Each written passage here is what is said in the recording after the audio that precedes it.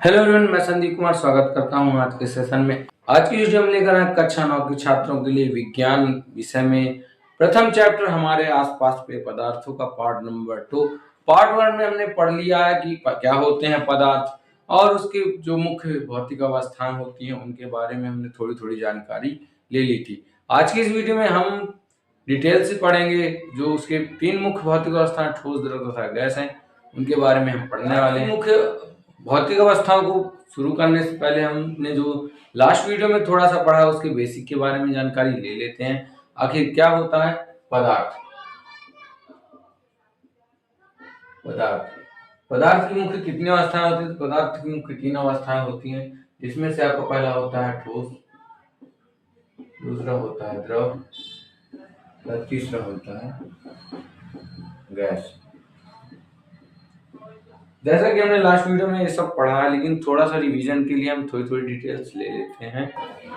ठोस, द्रव तथा गैस, जिसमें से हम जानेंगे पहले ठोस के बारे में। ठोस का निश्चित आकार होता है, आयतन एकदम निश्चित होता है, इसमें कोई बहाव नहीं होता। बहाव कैसे हो समझ लें। सपोज दैट ठोस को मैं अगर इस अवस्था में यहाँ पास होल्ड कर दूं तो वो ऑटोमेटिकली बहकर नीचे नहीं जाएगा, मतलब नीचे लेवल में नहीं गिरेगा, यानी अपनी जगह पर स्थायी रहेगा। इसके बाद आता है कण अत्यंत पास पास होते हैं, यानी जो आपका ठोस होता है उसे कण बहुत ही नजदीक नजदीक होते हैं, यानी उनके बीच में जो गैप्स होते हैं वो बिल्कुल भी नहीं होते हैं, जिससे कारण उसमें रिक्तियां भी बहुत कम होती हैं, ना के बराबर उसमें रिक्तियां होती हैं। इसके अलावा अगर हम बात करें द्रव की, तो द्रव का कोई निश्चित आकार नहीं होता है। आप उसको जिस भी शेप में डालेंगे उस शेप में वो द्रव हो जाएगा।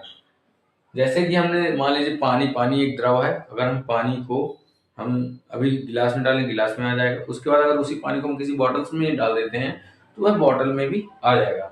इसके बाद आयतन उसका निश्चित होता है, बहाव होता है। यदि हम पानी को ऊपर लेवल में, मतलब पानी अगर सपोज दैट पानी ले लिया, उसका अगर हम लेवल गिरेगा तो पानी बहेगा, ठीक है। इसके अलावा जो होता है आपका कण, कणों के बीच की रिक्ति होती है, यानी इसके जो कण होते हैं थोड़ी दूर दूर होते हैं, उतने नजदीक नहीं होते हैं। जैसे आपके यहाँ पास कण आपके दूर दूर होते हैं। इसके बाद यदि हम बात करें गैस की, तो गैस एक का जो आकार होता है वह भी अनिश्चित होता है। आयतन, यानी गैस का आकार और आयतन दोनों अनिश्चित होता है। भाव इसमें भी होता है। कणों में बहुत दूर दूर, मतलब रिक्ति बहुत होती है, यानी बहुत दूर दूर कण होते हैं। कोई कण यहाँ है, कोई कण यहाँ है। और जो आपका गैस होती है उसको आप जितनी जगह देंगे वो उतना फैलेगी। सपोज दैट अभी कोई कंटेनर में है, यदि हम कंटेनर का बॉक्स का ओपन कर देते हैं तो पूरे एरिया में फैल जाती है। हाँ, तो इसमें अगर हम देखें तो इसमें निश्चित आकार आयतन दोनों निश्चित होता है। इसमें आकार निश्चित नहीं होता, आयतन निश्चित होता है। और गैस में जो है दोनों अनिश्चित होते हैं, आकार और आयतन। तो अब इसके बाद हम पढ़ने वाले हैं लॉजिकल रूप से पूरा एकदम क्लियर। सबसे पहले हम ठोस को पढ़ने वाले हैं, क्या होता है ठोस, इसके फुल डिटेल हम पढ़ने वाले हैं, जो आपको क्लास में नोट्स बनाने के भी काम आएगी। ठोस, सॉरी, ठोस के बारे में हम जैसा कि थोड़ी बहुत तो जानकारी हम ले चुके हैं पहले। अब हम बता दें कि ठोस क्या है। ठोस पहले तो पदार्थ की एक मूल भौतिक अवस्था है, ठीक है। क्या है ठोस? ठोस एक पदार्थ की मूल भौतिक अवस्था है। हम ठोस को कुछ इस प्रकार पढ़ने वाले हैं कि आपका हमारे नोट्स में बनाने में भी हेल्पफुल हो। ठोस क्या है? ठोस ठोस एक निश्चित आकार के पदार्थ होता है, जिसका मतलब आकार निश्चित होता है। ठोस अवस्था में स्पष्ट सीमाएं होती हैं। ठोस की जो अवस्थाएं होती हैं उसकी एक स्पष्ट यानी क्लियर सीमाएं होती हैं कि हर चीज की एक लिमिट होती है, यानी ठोस की कुछ लिमिट्स होती हैं। निश्चित या स्थिर आयतन होता है, यानी जो इनका आयतन तो निश्चित होता है, स्थिर होता है, ठीक है। इनकी संपीड़ितता नगण्य होती है, ये दृढ़ होते हैं। यानी इनको जो संपीड़ितता होती है, यानी जो इनके दबाने पर, प्रेशर पड़ने पर आकार बदलने की जो क्षमता होती है वह बहुत ही नगण्य होती है। अगर ज्यादा हम इन पर एनर्जी लगाते हैं यानी दृढ़ होते हैं, तो अगर हम ज्यादा एनर्जी लगाएंगे तो ये अपनी अवस्था से, मतलब अवस्था इनकी टूट जाएगी, यानी टुकड़े में विभाजित हो जाएगी। लेकिन इनकी जो आकार है वो जल्दी नहीं बदलता है। अगर आकार बदलना है तो इन्हें एक्स्ट्रा एनर्जी और हीट की जरूरत होगी, जिससे आकार को बदला जा सकता है, असंभव नहीं है।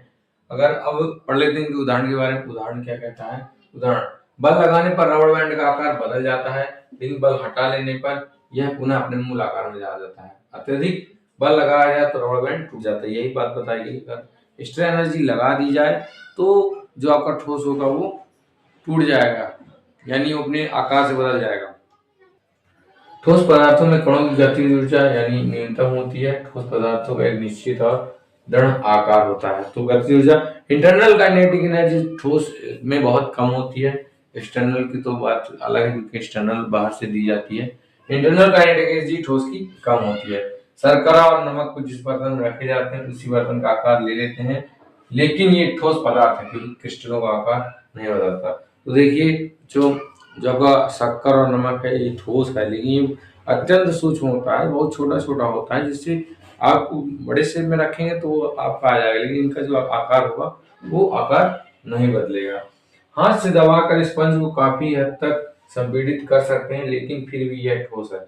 कारण यह है कि स्पंज के छिद्रों में हवा भरी होती है जो दबाने से बाहर निकल जाती है। स्पंज स्पंज आपका होता है फोम बच्चों, जो आपके गद्दे वगैरह जिससे बनते हैं ना, तो वो फोम होते हैं। उनके बीच में क्या होता है कि छोटे छोटे एकदम महीन छिद्र होते हैं जिसमें हवा भरी होती है। अब जब उसको दबाया जाता है, बाहर से प्रेशर दिया जाता है, तो वो दब जरूर जाता है क्योंकि उसके अंदर की हवा निकल जाती है, लेकिन जैसे ही हम उसको छोड़ते हैं तो अपनी पुनः अवस्था में वापस आ जाता है। तो ये रहा आपका ठोस। ठोस के बाद हमारा नेक्स्ट टॉपिक जो होने वाला है वह द्रव यानी लिक्विड है। आखिर हम जानेंगे क्या होता है द्रव, क्या है इसके लक्षण। तो यहाँ पास आप देख सकते हैं लिक्विड। द्रव तरल होते हैं, इनमें बहाव होता है, यानी जो आपका द्रव होता है वह तरल अवस्था में होता है, और यदि हम इसको अपर लेवल से लो लेवल की ओर थोड़ा सा भी प्रेशर करें तो वो अपना बहना शुरू हो जाएगा, यानी बहता है। जैसे कि नदी, झरने, झरनों से पानी अपर लेवल से लो लेवल पर आता है। द्रव की कोई स्थिर आकार नहीं होता है, वे बर्तन का आकार ले लेते हैं। द्रव का जो आकार होता है वो कोई निश्चित नहीं होता है, यानी अगर हम गिलास में डालेंगे तो गिलास के शेप में आ जाएगा। टब टब में डालेंगे टब के शेप में आ जाएगा। यदि हम किसी बोतल में डाल देंगे तो बोतल की शेप में भी आ जाता है। द्रव का जो निश्चित आयतन होता है, द्रव में बहुत कम संपीड़न होता है। संपीड़न की बात करें, संपीड़न क्या है, लास्ट वीडियो में मैंने बताया भी था संपीड़न क्या होता है। संपीड़न क्या होता है कि किसी वस्तु पर यदि हम थोड़ा सा भी प्रेशर लगाते हैं तो उसमें जो क्या उसके आयतन में परिवर्तन होता है कि नहीं। जिसमें अगर आयतन में परिवर्तन होता है यानी संपीड़न उसका अधिक होता है। जिसमें आकार में परिवर्तन नहीं होता है वो क्या होता है, आपका संपीड़न उसमें कम होता है। कणों का आकर्षण बल उसका आयतन निश्चित रखता है। द्रव को जिस बर्तन में रखे जाते हैं वह उसी बर्तन का आकार ले लेते हैं, जिसका एग्जाम्पल है आपका पानी। जैसे जैसे ऑक्सीजन और कार्बन डाइऑक्साइड पानी में मिश्रण करती हैं और यह जलीय पौधे व जीव पानी में घुली हुई ऑक्सीजन के कारण ही सांस ले पाते हैं।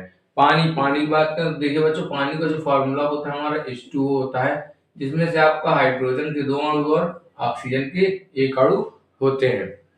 क्या होता है कि जो जल के अंदर जीव होते हैं वो जो जल के अंदर जीव होते हैं वह श्वसन द्वारा ऑक्सीजन को लेते हैं, फिर कार्बन डाइऑक्साइड रिलीज करते हैं। ऑक्सीजन को लेकर जब ये कार्बन डाइऑक्साइड रिलीज करते हैं तो आपका जो कार्बन होता है उसको जो जल के अंदर पेड़ पौधे होते हैं वो पेड़ पौधे इसको एब्जॉर्ब कर लेते हैं कार्बन डाइऑक्साइड को, और फिर अगेन वो ऑक्सीजन का विसरण करते हैं।